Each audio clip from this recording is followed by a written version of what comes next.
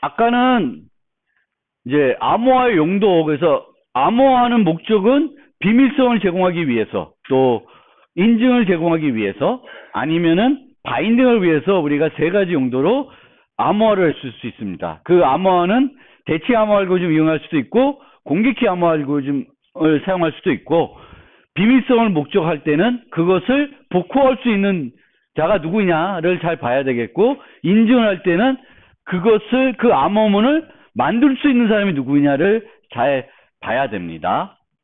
그 다음에 대칭과 공개키 입장에서 각각을 보면, 아까 한 얘기니까 빨리 좀 넘어갈게요. 그래서 대칭키로 암호하면 이거는 비밀성을 보장할 수가 있죠. 그리고 잘하면 인증까지 보장할 수도 있어요. 물론 A도 할 수 있고 B도 할 수 있지만 수신한 사람이 본인이 안 했다고 하면은 상대방이 한 거니까 인증을 할 수가 있습니다. 약하게는. 그래서 그렇게 되는 거고, 근데 대칭키를 쓰기 위해서는 제일 중요한 게 뭐예요? 이 원격에 있는 두 사용자가 어떻게 키를 안전하게 공유할 것인가가 중요한 어떤 이슈가 되겠죠. 그래서 공유하고 나서는 메시지를 서로 암호화해서 교환할 수 있습니다.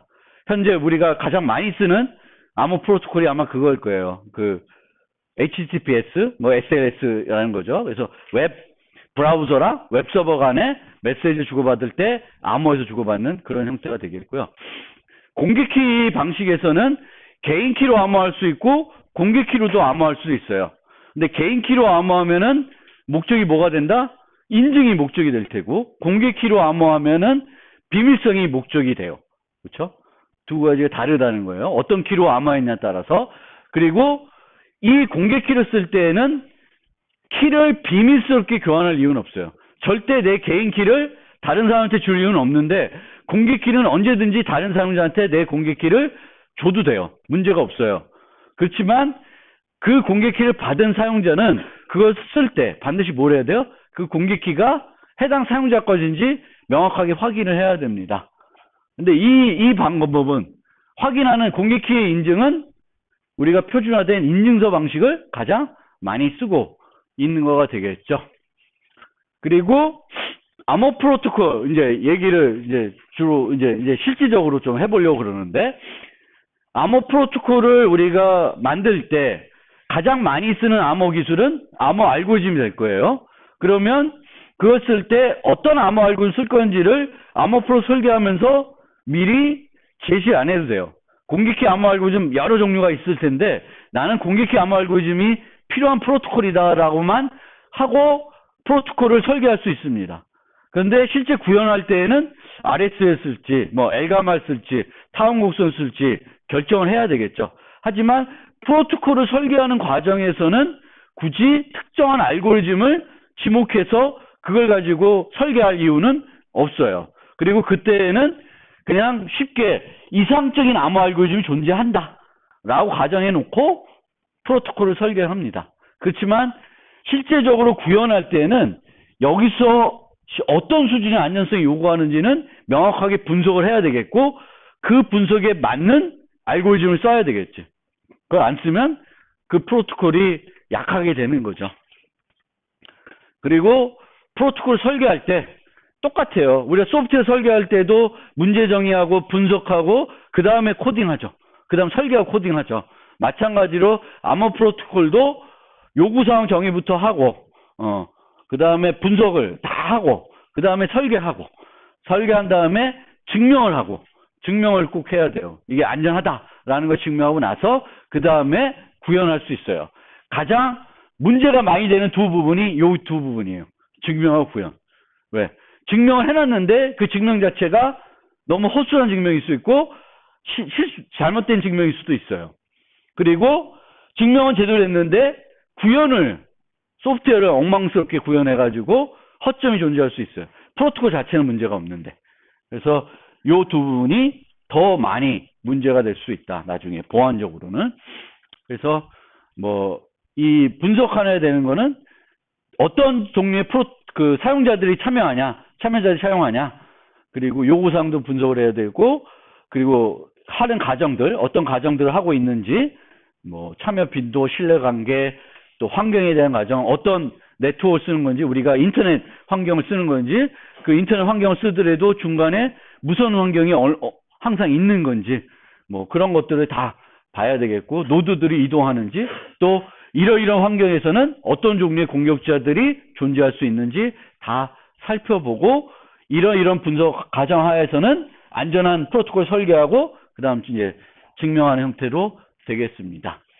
참여자에 대한 가정, 뭐 여러 가지 가정할 수 있는데, 기본적으로는 참여자들 간에는 서로 신뢰하지 않는다라고 하고 설계를 하는 것이 기본적이 되겠고요. 보통 이제 신뢰 서버를 두게 되면 신뢰 서버에 대한 무한한 신뢰를 한다라고 가정을 하는데, 실제 구현 측면에 가서는 그 사용자들이 실제 그 기관을 신뢰할 수 있느냐는 건 그거는 또 다른 문제가 될 수 있어요. 그리고 공격자에 대한 가정은 보통 이런 가정들은 많이 하는데, 주로 우리가 이런 거는 많이 생각하겠지. 교환된 모든 메시지들은 공격자가 볼 수 있다. 당연히 현실적으로도 볼 수 있어요. 진행방해 방해할 수 있다. 이것도 당연한 거고요. 정상적인 참여자일 수 있고 아닐 수도 있어요. 뭐 여기까지는 가정 1, 2, 3은 누구든지 생각할 수 있는 건데, 4, 5는 일반적으로 생각 못할 수도 있는 거예요.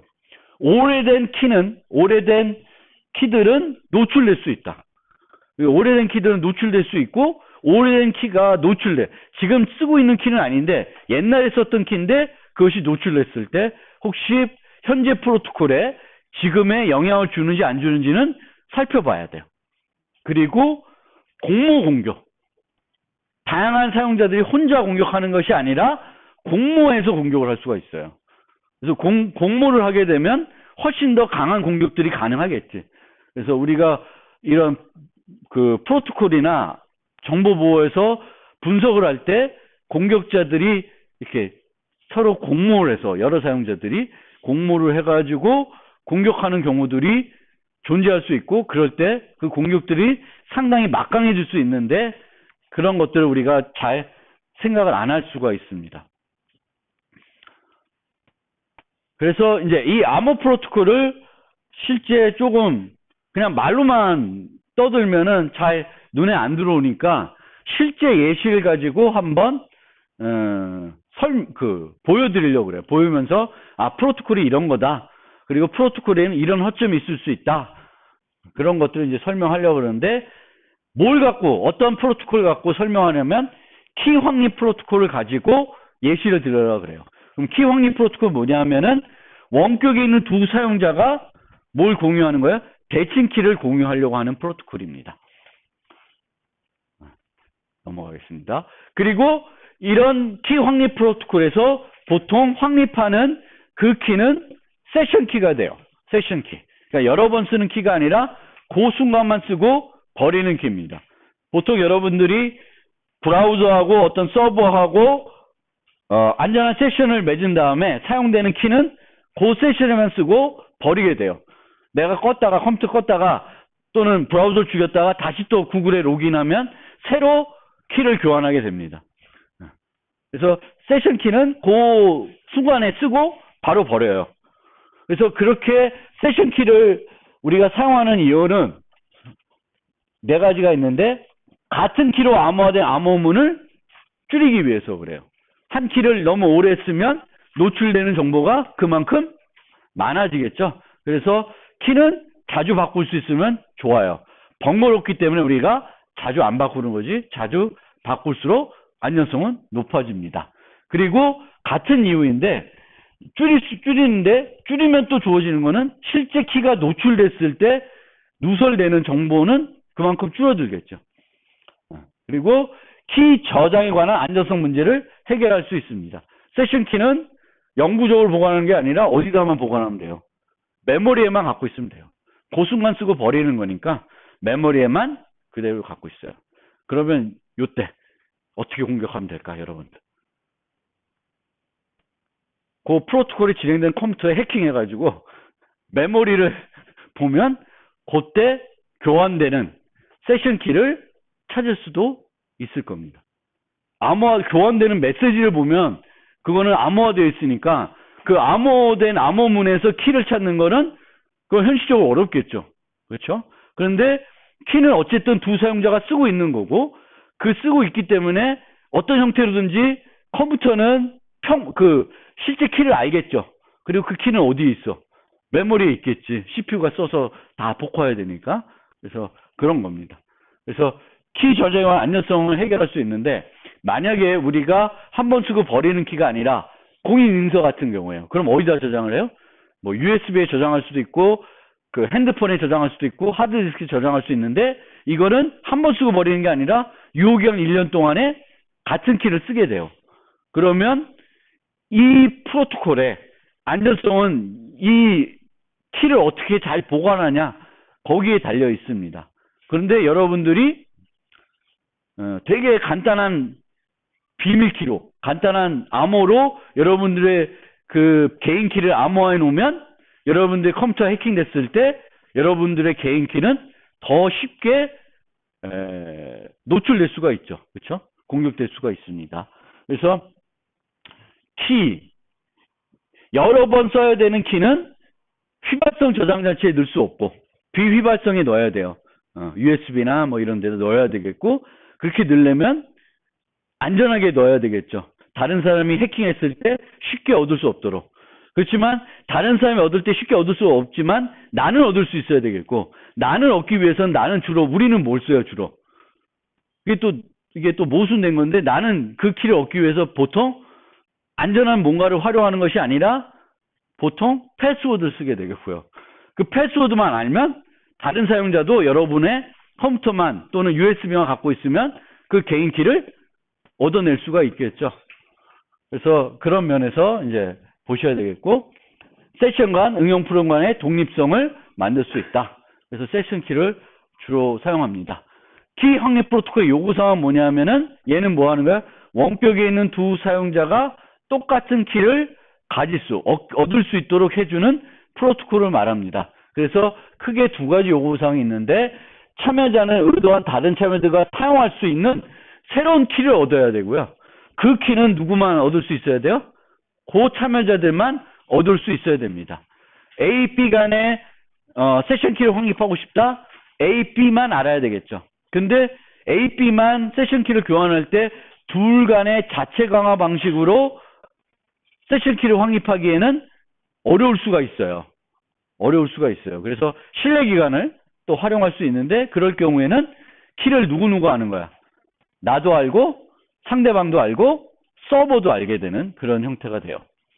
그래서 거기에 대해서는 그 서버 둘 빼고는 아무도 그 키를 몰라야 되는 게 비밀성이고, 요거가 관련해서는 세부적으로 우리가 따져봐야 되는 게 많아요. 첫 번째는 그 참여자가 키를 받으면 이게 A와 쓰고 있는 게 맞는 건지 확인할 수 있어야 되겠고, 그 상대방이 진짜 지금 참여하는지, 아니면 내가 요청했을 때 그 만들어야 되는 사람이 실제로 만든 키인지를 확인할 수 있어야 돼요. 그 다음에는 이것도 중요한 건데, A, B 간에 그 대칭 키를 써서 서로 메시지를 교환하려면 A와 B가 똑같은 키를 가져야 되겠죠. 그러면 서로 똑같은 키를 가졌는지 확인을 하게 돼요. 확인을 하고 나서 이제 키를 실제로 쓰게 됩니다. 그리고 키가 이번 세션의 요구에 의해서 만들어진 키인지를 확인할 수 있어야 됩니다. 말로 하니까 조금 잘 이해가 안 되죠. 그래서 실제 프로토콜을 보면서 5단계로 차근차근 나눠놨는데 한번 보겠습니다. 그래서 암호 프로토콜을 만드는데 키 확립 프로토콜을 만들려고 하는 거예요. 키 확립 프로토콜. 근데 환경이 어떻게 되냐면은 사용자들이 있고 서버가 하나 있어요. 그래서 사용자하고 서버 간에는 어떤 방법으로, 가정을 합시다. 오프라인으로 서버에 가서 내가 대칭 키를 하나 발급받았다고 합시다. 그러면 나와 서버는 무슨 키를 갖고 있어요? 똑같은 대칭 키를 갖고 있어요. 각 서버랑 사용자가. 그럼 서버는 몇 개 키를 유지하고 있나요? 사용자가 n명이면 n개를 유지하고 있어요. 각 사용자는 하나만 유지하고 있는 거예요. 하나만 유지하고 있고, 한 사용자가 다른 사용자와 통신하고 싶을 때에는 그 서버를 통해서 세션 키를 발급받아 가지고 쓰게 되는 그런 방식입니다. 그러면 처음에 앨리스 밥 우리가 이제 A, B 얘기할 때 영어로 앨리스 밥 얘기를 많이 해요. 앨리스와 밥. 앨리스와 밥이 이제 그 세션 키를 확립하고 싶은데 시작은 앨리스가 이제 시작하게 됩니다. 그래서 어떻게 하냐? 1번 메시지예요. A, B. 나 A인데 나 B랑 세션 키를 교환하고 싶습니다. 라고 서버한테 알려요. 그럼 서버는 세션 키를 생성해서 A한테 줍니다. 그럼 A는 그 세션 키를 누구한테 줘요? 밥한테 줘요. 그럼 이 순간에 A와 B는 어떤 키를 갖고 있어요? 똑같은 키를 가지고 있게 되겠죠. 그렇지만 이 프로토콜은 아무것도 보장이 안 되는 프로토콜이에요. 진행 순서만 만든 거지 나머지 아무것도 안 돼요. 공격자들은 도청하면 세션 키를 얻을 수 있어요. 세션 키가 아무런 보호도 안 되고 있습니다. 앨리스와 법은 KAB가 둘 간에 공유된 키인지 아닌지도 확인할 수 없어요. 이 키는 여기 AB라고 써 있지만 실제적으로는 뭐예요? 그냥 랜덤한 128비트 대칭 키예요. 뭐 64비트든 128비트는 대칭 키예요. 랜덤한 값을 받으면은 이게 나를 위해서 만들어준 값인지 다른 사용자를 위해서 만든 값인지 알 수가 없습니다. 또 요번에 만든 건지도 알 수 없어요. 최근성도 알 수가 없고 서버가 생성한 건지도 알 수가 없어요. 서로 동일한 키를 가지고 있는지도 확인하지 않고 있습니다. 그러니까 5개 문제 하나도 뭐 만족시키는 게 없어요. 당연하죠. 이 안에는 암호 기술 사용되는 게 하나도 없어요. 하나도 없어요. 그럼 어떤 공격이 되냐? 어떤 공격이 되는 게 아니라 이걸 갖고는 그렇게 하고 그래서 아주 기본적으로는 이런 방법을 한번 써볼까 해서 키확립 프로토콜을 이렇게 개선해 봤습니다. A가 아까와 똑같이 나 A인데 B랑 교환하고 싶어요 라고 줬어요. 요청을 했어요. 그러면 서버는 앨리스하고 공유하고 있는 KAS를 갖고 있고 B하고도 공유되어 있는 KBS를 갖고 있어요. KBS는 누구만 알고 있어요? 서버하고 밥만. KAS는 앨리스하고 서버만 갖고 있어요. 그러면 아까와 달리 서버는 두 개의 암호문을 만들어요. 하나는 KAB를 새로운 키를 AS로 암호한 거랑 또 새로운 키를 BS로 암호한 두 개의 암호문을 앨리스한테 줍니다. 그럼 앨리스는 앞에 거 내 거 해서 취하고 뒤에 거는 밥한테 줘요. 그러면 서로 가지고 있는 키로 복호해서 두 개의 키를 가지고 이제 똑같은 키가 될 테죠. 그럼 서로 쓰는 거예요. 그러면 이렇게 프로토콜을 진행되면 앞에 봤던 이 5가지 문제 중에 어떤 문제가 해결이 된 거죠? 네? 첫 번째 것만 해결이 된 거죠. 그렇죠? 도청을 하는 사람들은 이제는 암호화되어 있으니까 KAB를 얻을 수는 없어요. 그렇죠? 공격자들은 KAB를 얻을 수가 없습니다. 그렇지만 나머지는 아직도 아무것도 제공이 안 되고 있어요. 만족이 안 되고 있다는 거예요. 그럼 어떤 공격이 가능하냐? 세 번째 메시지에서 A하고 나 A야 이거 너 나랑 쓰는 거야 하고 줬는데 공격자가 이거를 중단시켜요.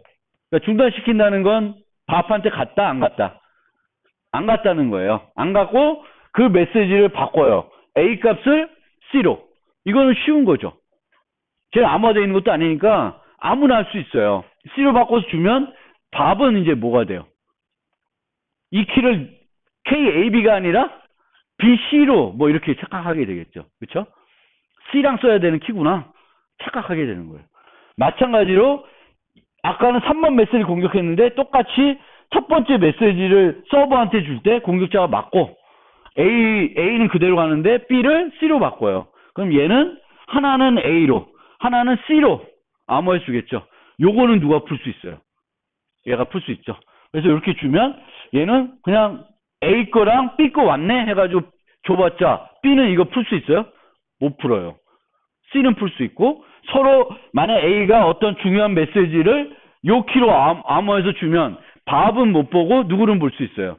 C는 캐럴 공격자는 볼 수가 있게 됩니다. 그래서 이게 바로 키의 용도를 확인 못하는 거예요. 못하기 때문에 생기는 문제점입니다. 그리고 아까 공격자들에 대한 가정 중에 뭐가 있었냐? 네 번째가 뭐가 있었냐면 옛날 키는 노출될 수 있다고 그랬어요. 해독 공격을 안 하더라도 잘못해가지고 노출이 될 수 있어요. 그러면은 어떤 문제가 생기냐면은 공격자가 옛날에 교환됐던 이 메시지를 보관하고 있어요. 그리고 자기도 모르게 이 안에 들어있던 KAB 값을 알게 됐어요. 어떻게 위대한 컴퓨터 능력을 갖고 있어서 알게 된 건 아니고 그냥 알게 됐다고 칩시다. 그럼 어떻게 하냐? 어떤 순간에 A가 다시 또 B랑 통신하고 싶다고 서버한테 요청을 하면 그걸 막아버려요. 서버한테 안 가. 그리고 얘는 뭘 줘요? 옛날 메시지를 줘버려요.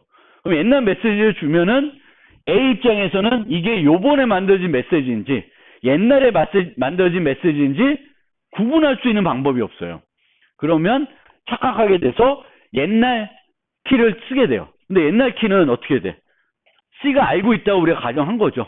그럼 C도 다 볼 수 있습니다. 그래서 이런 문제들이 생기고요. 이렇게 옛날에 노출된 키 갖고 공격하는 것을 기지키 공격이라 그래요. 알고 있는 키 갖고 공격하는 거다라는 거가 되겠고, 옛날 메시지를 다시 보내서 공격하는 거라 그래서 리플레이 어택이라 그래요. 재전송 공격. 그래서 이 공격은 기지키 재전송 공격의 형태예요. 아주 아머 프로토콜에서 흔하게 사용되는 공격 방법 중에 하나입니다. 옛날 메시지를 보관했다가 내가 그 메시지와 관련된 어떤 정보를 얻은 다음에 그 메시지를 다시 보내서 공격하는 겁니다. 그러면 세 번째로 키의 용도가 만족이 안 되네? 그러면 이렇게 하면 되겠다 해가지고 메시지를 딱 보내요. 나 A인데 B랑 통신하고 싶습니다 라고 하면은 아까와 달리 요 키를 암호할 때 거기다 뭘 넣어주냐면은 상대방 10별자를 넣어줘요. A도 넣을 수 있는데 A는 생략해도 돼요. A는 안 넣어도 돼요. 왜? 이거를 풀 수 있는 사람은 누구만 풀 수 있어요? A만 풀 수 있죠? 그래서 굳이 A를 안 넣어도 이 키는 누가 쓰는 거예요? A가 풀면 A만 쓰는 거예요. 근데 여기에 B가 있으니까 얘는 뭐라 알아? B랑 쓰는 키네 라고 알게 되는 거예요. 그래서 여기다가 요 키의 용도를 알 수 있게끔 넣어줘요. 왜? 얘는 내가 이렇게 편하게 A, B라 쓴 거지 실제로는 요거는 다 뭐예요? 그냥 랜덤한 비트예요. 랜덤한 비트이기 때문에 그래요. 그래서 이렇게 주고받으면 아까 봤던 요 문제는 싸그리 해결이 됩니다. 그렇지만 요건 아직 해결이 안 돼요. 최근성은 확인할 수가 없습니다. 자, 한번 보세요. 아까 같이 똑같이 A, B를 보냈는데 공격자가 이걸 막아버리고 B를 C로 바꿨어요. B를 C로 바꾸면은 얘가 암호를 어떻게 하냐면 여기다가 뭘 넣어요? B를 넣는 게 아니라 C를 넣게 됩니다. 여기는 그대로 A가 들어가고 이 메시지를 얘가 주면 얘가 풀어봤는데 자기는 뭘 기대하고 있어요? B를 기대하고 있죠. 왜? 나는 요청할 때 B랑 통신하고 싶어서 요청한 건데 온 값은 B랑 쓸 키가 온 것이 아니라 C랑 쓸 키가 온 거예요. 그럼 이거 잘못됐다. 내 요청하고 다른 게 왔다라는 게 알 수가 있죠. 그렇지만 여전히 똑같이 과거에 이런 메시지를 주고받았을 테고 이거를 얘가 또 보관하고 있다가 이 키를 알게 됐을 때 주게 되면은 또다시 저 사용자는 K'을 가지고 K'Prime AB를 가지고 옛날 키를 가지고 다시 쓰게 됩니다. 그러면 여러분들이 내가 지금까지 썼던 모든 키를 보관하고 있다가 중복 검사를 해야지. 그럼 안 돼요. 그건 해결책이 아닙니다. 내가 어떻게 평생 쓰던 모든 키를 다 보관하고 있어요. 그렇지는 못해요. 그렇게 해서 해결할 수 있는 문제는 아니에요. 옛날 키를 쓰네? 그러면 중복 검사를 하면 되겠네? 이거는 좀 아닐 수 있어요. 중복 검사를 하려면 항상 뭐가 필요해요? 옛날 메시지들을 얘가 다 보관하고 있어야 되죠. 그렇죠? 그렇게는 우리가 접근할 수가 없습니다. 그러면 최근성은 어떻게 보장하냐? 얘가 보낼 때 랜덤한 값을 하나 줘요. NA라고. NA를 주게 됩니다. 이 랜덤한 값은 지금까지 한 번도 쓴 적이 없는 요번에 만든 값이에요. 그러니까 다른 사람들은 NA가 요번에 쓸지 알 수 없어요. 그래서 NA를 주면 서버는 아까와 달리 위치는 상관없는데 그 안에 또 뭐가 들어가 있어요? B만 들어가 있는 게 아니라 요번에 뭐도 들어있어요? NA까지 들어가 있죠. 여기에는 없어요. 그러니까 B 입장에서는 바뀐 게 없죠.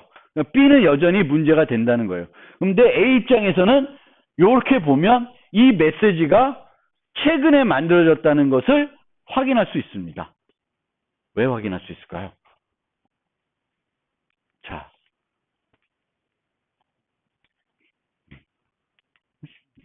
뭐야? 안 나오네? 만약에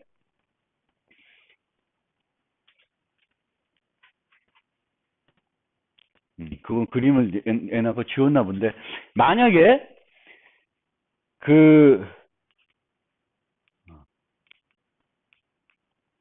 여기서 만약에 옛날 방식이면 여기서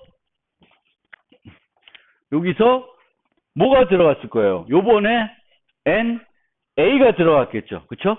그러면은 옛날 메시지에는 NA가 들어있지 않고 NA 프라임이 들어가 있을 거예요. 그쵸? 그러면 얘가 받아서 풀어봤는데 NA가 안 나오고 다른 랜덤 값이 나오면은 이거는 요번에 만들어진 것이 아니라 옛날에 만들어졌던 값이라는 걸 알 수 있어요. 어쨌든 간에 요번 요청에 대한 값은 아니다라는 거예요. 그래서 이런 걸 통해서 최근성을 보장할 수가 있습니다. 그래서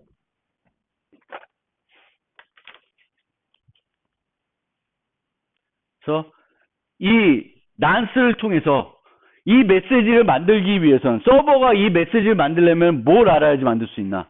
미리 만들어 놓을 수 있어요? 못 만들어요.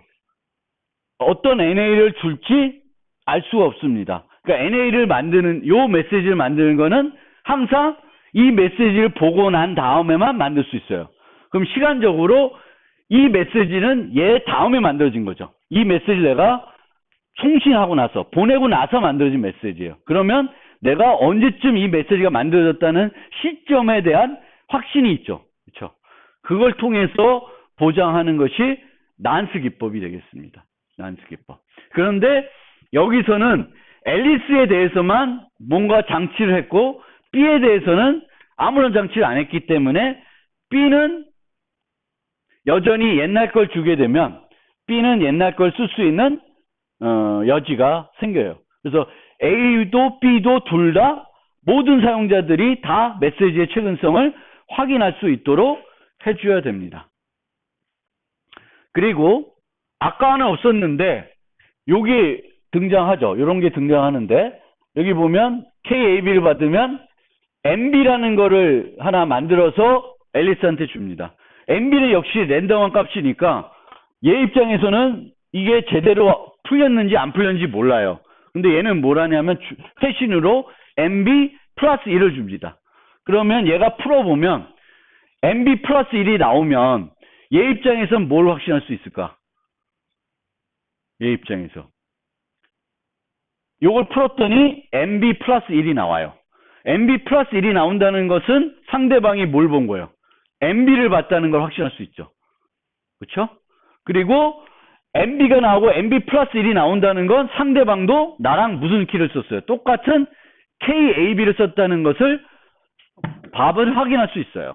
그래서 밥 입장에서는 앨리스가 나랑 똑같은 키를 가졌는지 확인할 수가 있습니다. 그렇지만 여기에서 A는 확인이 안 돼요. 앨리스가 자기와 똑같은 KAB를 가졌는지 확인할 수가 없어요. 왜냐하면 이 MB, 이 정보에서는 얘가 확인할 수 있는 게 아무것도 없습니다.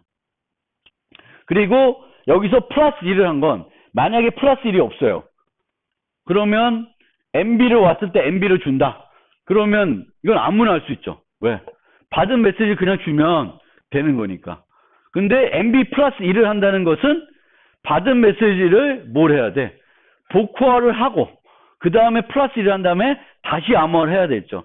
그래서 얘를 보고 나야지만 얘를 만들 수 있게 만들려면은 플러스 1, 마이너스 1을 하게 됩니다. 보통은 플러스 1을 많이 써요. 플러스 1. 그래서 이거 안 하면 어떻게 돼? 아무나 할 수 있지, 뭐, 이거는. 앨리스가 아니더라도 다 할 수 있습니다. KAB를 몰라도 아무나 다 할 수 있게 되는 거예요. 그래서 문제가 됩니다. 그러면은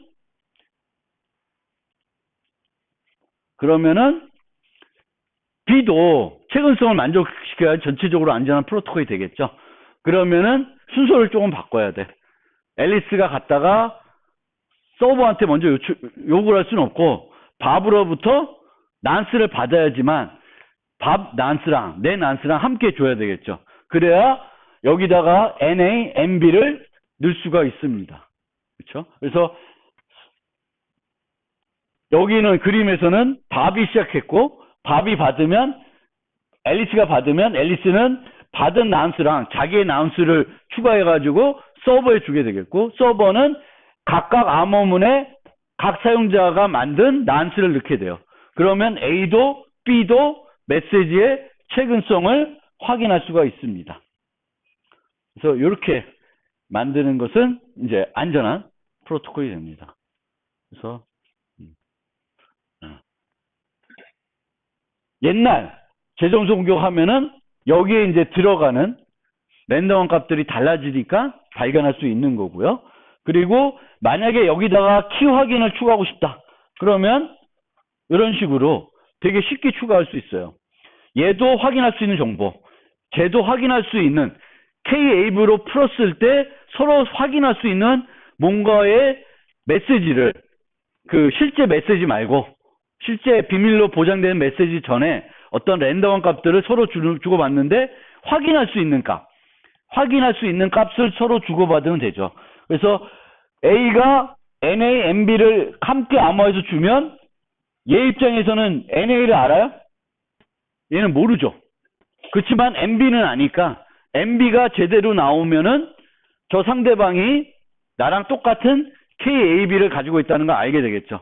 그러면 앞에 있는 게 맞는지 모르지만 NA를 암호해서 줘요.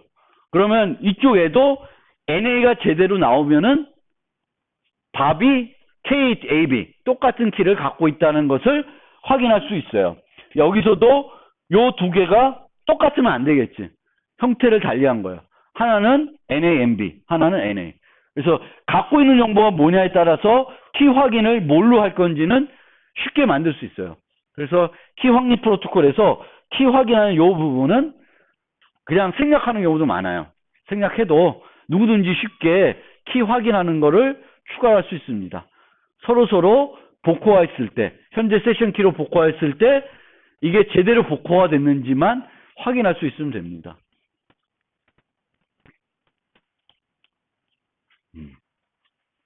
요거 보면 그 프로토콜, 암호 프로토콜에 대해서 조금은 이해돼요?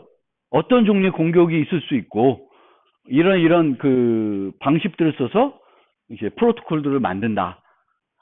좀 이해돼요? 어렵나요?